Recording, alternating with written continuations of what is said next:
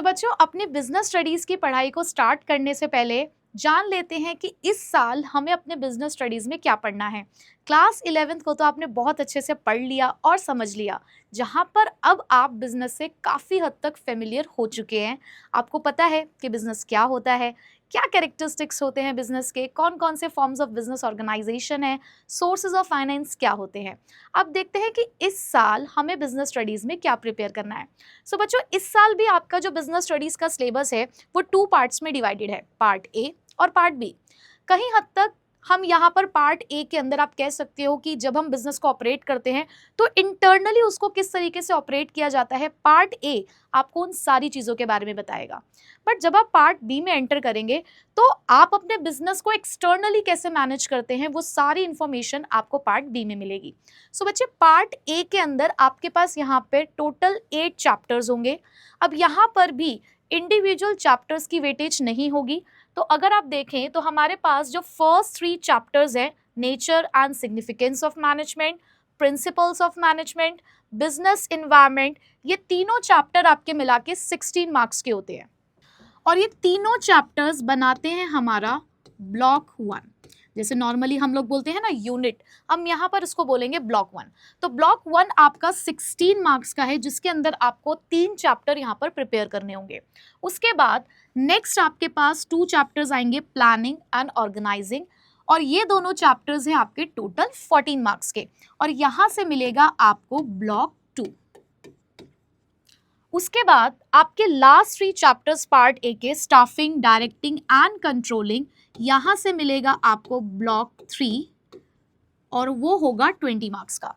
तो अगर आप यहाँ पे देखें तो आपका पार्ट ए सबसे ज़्यादा स्कोरिंग है, क्योंकि ये है आपका टोटल 50 मार्क्स का। अब उसके बाद जान लेते हैं कि पार्ट बी में हमें क्या क्या पढ़ना है।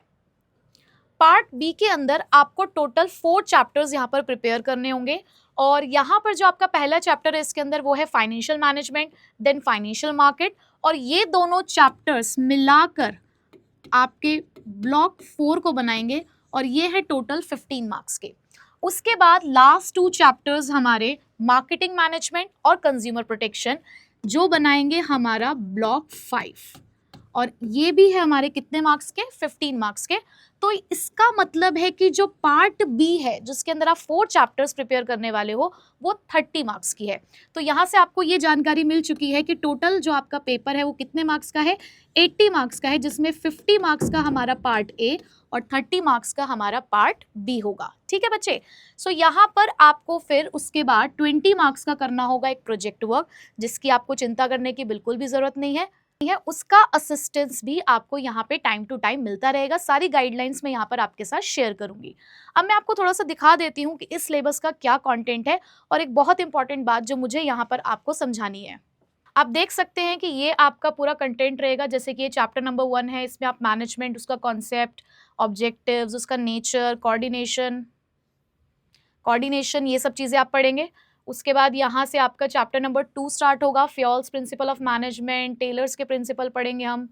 तो ये आप देख लीजिए कि क्या कंटेंट है, वो तो हम टाइम टू टाइम डिस्कस करते ही रहेंगे क्लास के अंदर, आपको बिल्कुल कोई परेशानी नहीं होगी। तो बच्चों, ये है एक बहुत इंपॉर्टेंट चीज़ जो आपको समझनी होगी कि आपका जो क्वेश्चन पेपर डिज़ाइन है वो कैसा होने वाला है। तो यहाँ पर सीबीएसई ने कुछ मेजर चेंजेस किए हैं। अगर आप देखें तो सबसे पहला पार्ट है इसके अंदर हमारे पास रिमेंबरिंग एंड अंडरस्टैंडिंग। मतलब कि जब आप यहाँ पे अपने सब्जेक्ट की तैयारी करेंगे तो आपका जो ऐसे वाला कॉन्सेप्ट है कि जहाँ पर आपको चीज़ों को थोड़ा सा याद रखना होगा, उसको समझना होगा, यानी कि कॉन्सेप्चुअल बेस्ड क्वेश्चंस जो हैं वो आपके यहाँ पर 40% पूछे जाएंगे। विच मीन्स कि अगर आप 80 मार्क्स का 40% निकालें तो 32 मार्क्स का पेपर ऐसा होगा जिसके अंदर आपको यहाँ पे चीज़ों को रिकॉल करना होगा, कुछ बेसिक कॉन्सेप्ट्स होंगे, कुछ आपके डायरेक्ट क्वेश्चंस होंगे जिसको आपको यहाँ पे आंसर करना है। ठीक है। उसके बाद अप्लाइंग मतलब कि जो भी आपने कॉन्सेप्ट पढ़ा, अब आप उसको किस तरीके से अप्लाई करेंगे, यानी कि कुछ केस बेस्ड क्वेश्चंस आप कह सकते हैं कि यहाँ पर आपको सॉल्व करने होंगे। तो ये पोर्शन आपका 30 मार्क्स का है, मतलब 24 मार्क्स का जो आपका पेपर है वो इस तरीके का आपके पास आएगा। उसके बाद last, analysing, evaluating and creating. तो ये है हमारी मेजर चीज जो जिसके अंदर आपको बहुत ज्यादा मेहनत करनी होगी। ये जो लास्ट 24 मार्क्स हैं आपको, इसके लिए आपको बहुत डीपली स्टडी करना होगा। ये जो मैंने आपसे बताया कि एनसीईआरटी हमें फॉलो करनी है, उसके मेन की पॉइंट्स हमें पढ़ने होंगे, तो यहाँ से हमारे क्वेश्चंस जो हैं वो पूछे जाएंगे और ये भी आपका 30% है, विच मीन्स 24 मार्क्स का। तो इस तरीके से जो आपका जो पेपर है वो आने वाला है। मैंने आपको पूरा सिलेबस समझा दिया है कि आपको क्या करना है, किस तरीके से हम पढ़ने वाले हैं, आप वो भी जान चुके हो।